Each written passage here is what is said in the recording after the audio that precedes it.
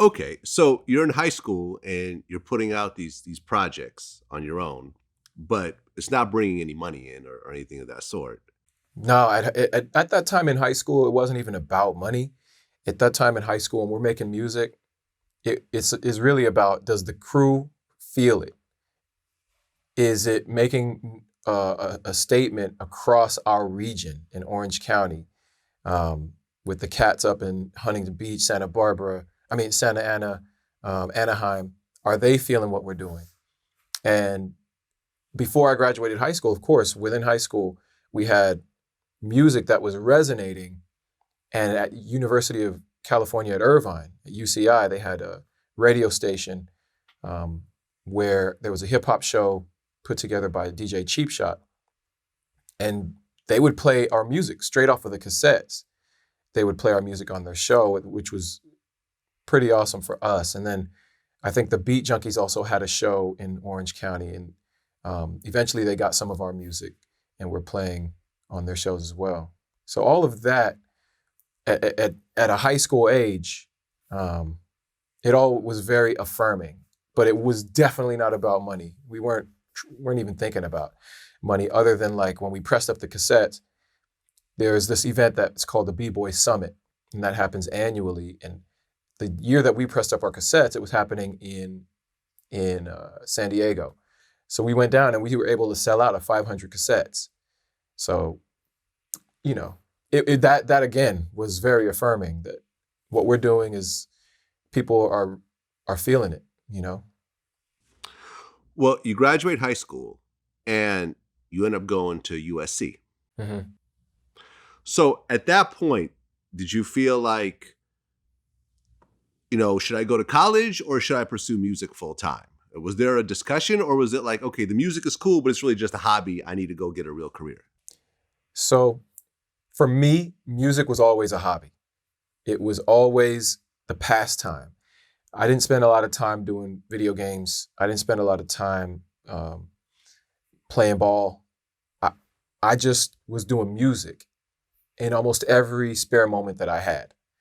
And in school, as a student, I was a scholar. I was an academician. I was all about straight A's, school programs, Model United Nations, school government, senior class president.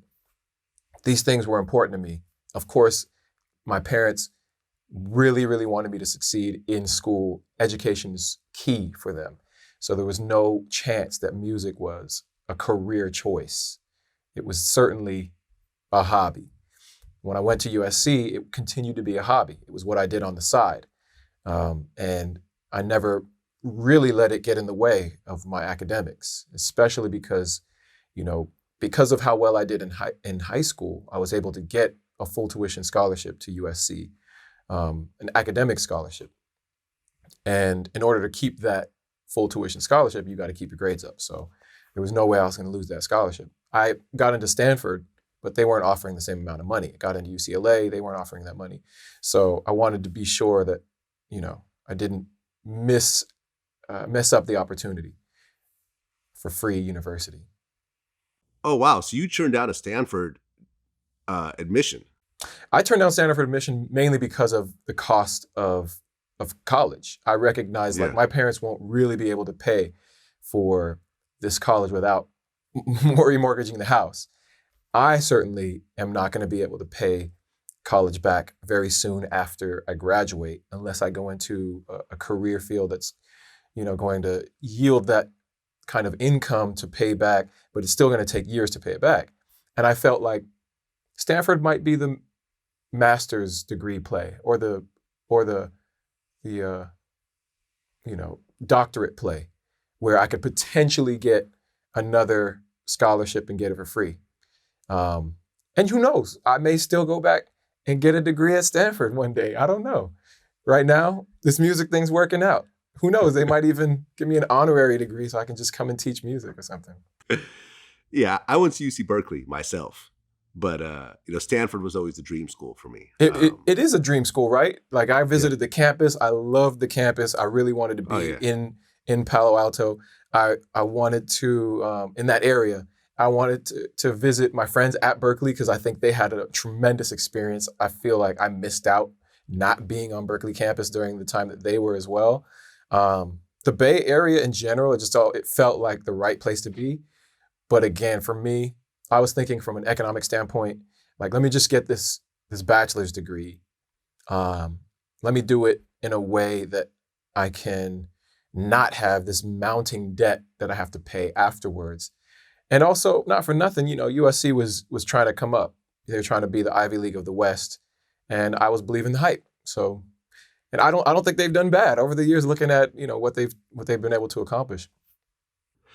Okay, so you graduate from USC, and I guess you go to work for Ernst & Young? Yeah. So while I was at USC, I was able to do internship program with Ernst & Young through an internship program called Inroads. They would place students with corporate sponsors who wanted interns. So I was able to do, I think, 4 summers solid of interning. And then when I graduated, I basically walked into a job. The one issue was that my start date got pushed back because September 11th. I graduated in 2001 in the summer, and I was supposed to start that summer. And I said, you know what, guys, I've had 4 summers of internships. I'd love to just take a summer off and relax. And unfortunately, September 11th happened. So instead of starting in September, my start date got pushed back. And I had the opportunity then to take some more time and jump on a tour that was happening in Europe, a hip hop tour. So I have a friend named Ono, who's a producer and an MC. He was signed to Stone's Throw Records, indie hip hop record label here in Los Angeles. They're known for Madlib and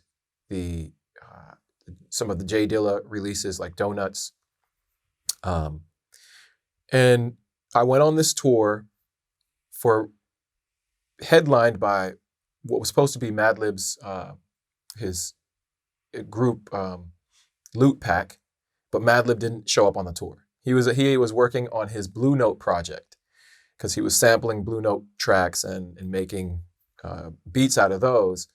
So his MC went on the tour, Wild Child, and I ended up going on the tour as a stowaway, basically. There was an extra seat because Madlib wasn't there, extra bed, and I just went all through Europe with them, making as much noise as I could, waving the Eminon banner. Eminon is the name of my hip hop group with DJ Exile, and I spent my own money to go out. They weren't paying me to be on that tour. I had saved up some money from working on campus at USC in the computer consulting division, where I would help students realize that they just need to press power on their computer so that it worked, or plug the mouse in. And so with that money, I was able to sponsor my own way through Europe on tour and build a bigger following of the people who had been listening to some of the records that I had already put out, but never got to see me in person.